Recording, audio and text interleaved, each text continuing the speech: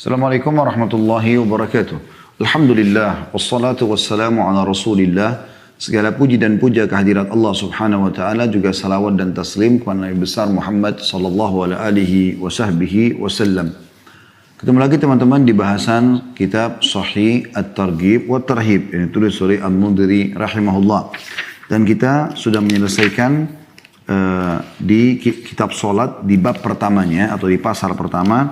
Dan Alhamdulillah kita sudah menyelesaikan sampai kurang lebih 19 hadis ya, yang berhubungan dengan masalah anjuran untuk mengumandangkan azan dan keterangan tentang keutamaannya. Dan insya Allah kita akan menjawab atau melanjutkan sekarang dengan bab yang kedua atau pasal yang kedua tepatnya dalam sholat ini, yaitu anjuran menjawab azan. Kalau tadi itu kan yang keutamaan azannya sendiri. Dan dengan apa menjawabnya dan apa yang diucapkan setelah azan. Hadis pertama saudaraku seiman yang kita bahas dari pasal ini, yaitu hadis nomor 250. Yang berarti Alhamdulillah kita sudah mempelajari lebih dari 250 hadis ya. Karena dalam satu nomor urut ini biasanya ada beberapa riwayat yang disebutkan oleh penulis. Dan semoga Allah SWT berkahi ilmu-ilmu yang kita pelajari ini, karena ratusan hadis ini sebuah keberkahan. Hadis pertama dengan sanad sahih dari Abu Sa'id Al-Khudri radhiyallahu anhu, dia berkata, Rasulullah SAW bersabda, "Idza sami'tumul mu'adzina faqulu mithla ma yaqulul mu'adzin."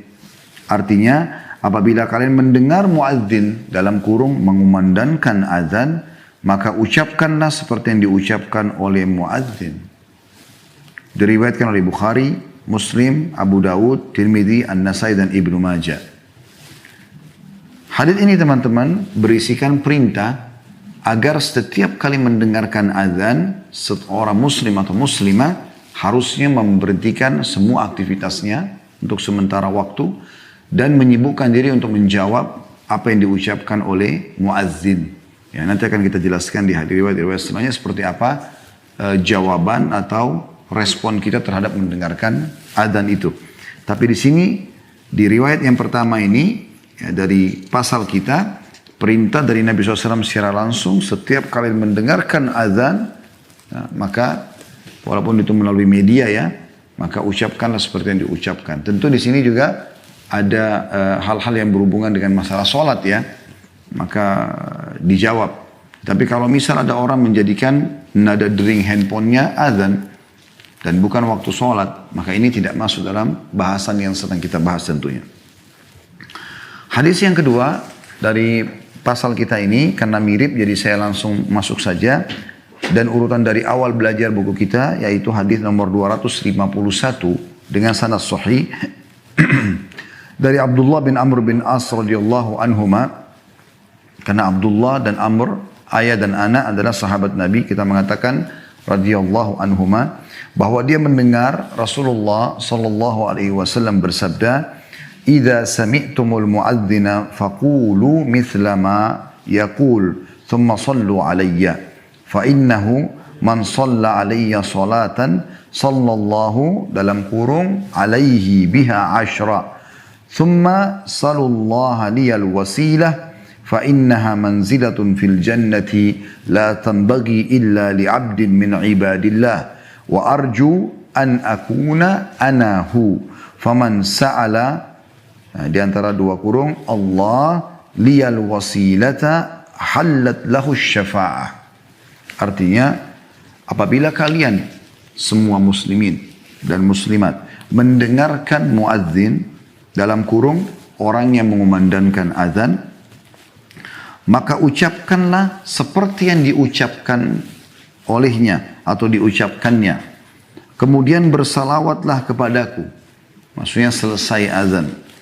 Karena barang siapa yang bersalawat kepadaku satu kali, maka Allah bersalawat kepadanya 10 kali. Kemudian mintalah wasilah pada Allah untukku. Karena wasilah itu, ia adalah kedudukan di surga, istana di surga, yang tidak layak kecuali untuk salah seorang dari hamba-hamba Allah. Satu orang saja. Dan aku berharap hamba tersebut adalah aku. Maka barang siapa yang memohon kepada Allah wasilah untukku, maka dia akan memperoleh syafaatku. Hadis riwayat Muslim, Abu Daud, Tirmidzi, dan An-Nasai. Hadis yang kedua dalam pasal kita ini, saudaraku seiman, mengerucut ya, dan menjelaskan tentang apa yang dipaparkan di hadis yang pertama. Kalau hadis pertama mengatakan, kalau kalian mendengarkan muadzin, ucapkanlah seperti yang diucapkan ya, oleh muadzin. Di hadis kedua, sama juga, apapun yang muadzin ucapkan, makna globalnya adalah ucapkan seperti yang diucapkan oleh muadzin. Namun ditambah dengan kemudian bacalah salawat untukku. Ya. Jadi terkerucutkan dengan tambahan dari doa atau mengucapkan apa yang diucapkan muadzin dengan membaca salawat kepada Nabi alaihi salatu wassalam.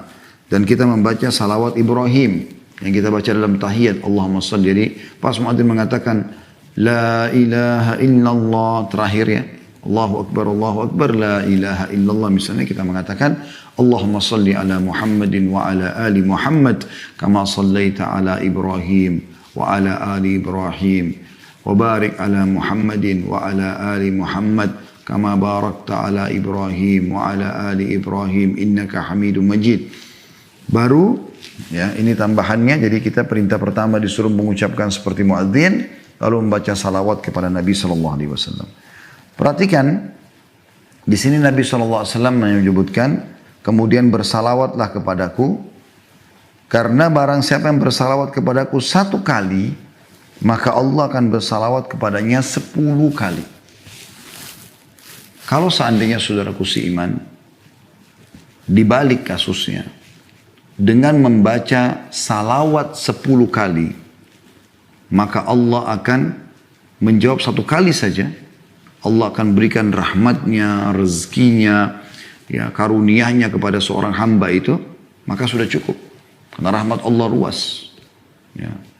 Wa rahmati wasi'at kulla syai', kata Allah. Rahmatku meliputi segala sesuatunya. Jadi kalau 10 kali salawat dibalas dengan 1 rahmat sudah cukup. Sekarang ini hadisnya luar biasanya apa? 1 kali salawat dapat 10 kali salam dari Allah SWT. Dapat 10 kali rahmat, ya, karunia, rezeki, dan segala macam makna baik di situ. Oleh karena itu kita tidak boleh pernah melewatkan mengucapkan salawat kepada Nabi Sallallahu Alaihi Wasallam.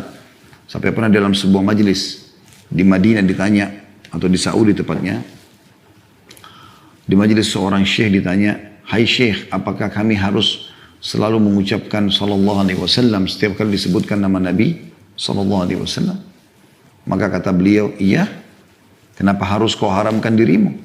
Kalau dalam satu majlis disebutkan sampai 100 kali Nabi, kita mengatakan Sallallahu Alaihi Wasallam juga 100 kali.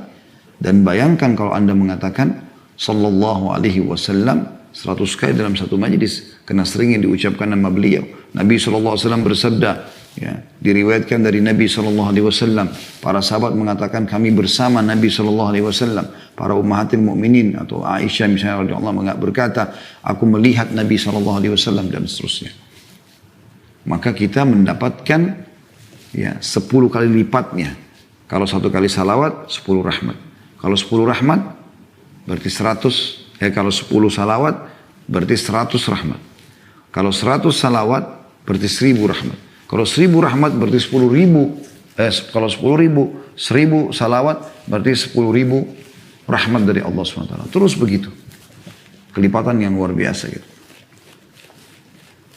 Oleh karena itu teman-teman tidak boleh pelit dalam masalah ini. Makanya dalam hadis yang lain juga Nabi SAW menggambarkan orang itu celaka. Kata beliau SAW, ragama anfum bri'in man idha sami'tu dhukira indah walam yusalli alaiya. Sungguh terhina seorang hamba itu. Ya, sebenarnya secara letterlet itu adalah hidungnya terletakkan ke tanah. Saya terhina. Siapapun di antara yang mendengarkan namaku disebutkan, lalu dia tidak membacakan salawat kepadaku. Sallallahu Alaihi Wasallam. Kemudian di sini teman-teman sekalian, Nabi SAW berpesan dari potongan hadis kita tambah yang ketiga. Jadi tadi kita diucapkan seperti yang diucapkan muadzin, yang kedua membaca salawat kepada Nabi SAW. Kemudian yang ketiga adalah Thumma salullaha liyal wasilah fa innaha manzilatun fil jannati la tambagi illa li 'abdin min ibadillah wa arju an akuna anahu. Mohonlah kepada Allah untukku al-wasilah.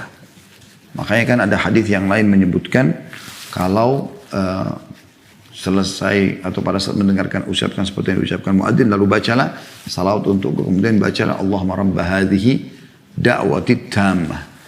Ya Allah, ini adalah panggilan yang sempurna. Wassalatil qa'imah, dan salat akan didirikan. Ati Muhammadanil wasilata wal fadilah. Karuniakanlah untuk Nabi SAW, Nabi Muhammad SAW, al-wasilah. Istana tertinggi di surga yang tidak layak didapatkan kecuali untuk satu orang saja, yang paling lux. Fadilah adalah keutamaan. Wab'athhu maqaman mahmudan lillati wa'adta, dan berikanlah dia kepada Nabi Muhammad SAW kedudukan yang tinggi yang telah engkau janjikan. Nah, kalau kita baca ini teman-teman sekalian, Nabi SAW mengatakan, ya, ini potongan yang keempat dari hadis, faman sa'alallaha liyal wasilata hallat lahu syafa'ah. Siapa yang mengucapkan atau meminta kepada Allah untuk wasilah, maka dia akan mendapatkan pertolonganku. Maksudnya dia juga akan dapat jaminan untuk masuk ke dalam surga. Seperti itulah.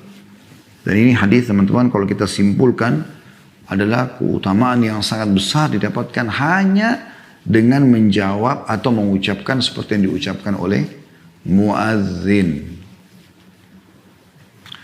Hadis selanjutnya nomor 3, urutannya dari dalam pasal kita dan urutan dari awal kitab 252 dengan sanad sahih dari Umar bin Khattab radhiyallahu anhu. Dia berkata, Rasulullah SAW bersabda, "Idza qala al-muadzin Allahu akbar, Allahu akbar, faqala ahadukum Allahu akbar, Allahu akbar, thumma qala ashhadu an la ilaha illallah, qala ashhadu an la ilaha illallah, thumma qala ashhadu anna Muhammadar Rasulullah, qala ashhadu anna Muhammadar Rasulullah, thumma qala hayya 'alas salah, قال لا حول ولا قوة إلا بالله، ثم قال حي على الفلاح، قال لا حول ولا قوة إلا بالله، ثم قال الله أكبر الله أكبر، قال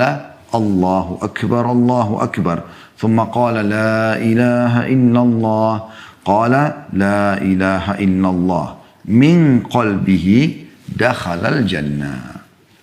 Ini luar biasa ini jaminannya. Ya, jaminan yang luar biasa. Kalau hadis ini direnungi baik-baik dari hati seseorang mukmin dan dia coba mengejar itu, keutamaannya luar biasa. Jaminannya adalah mendapatkan tiket ke surga.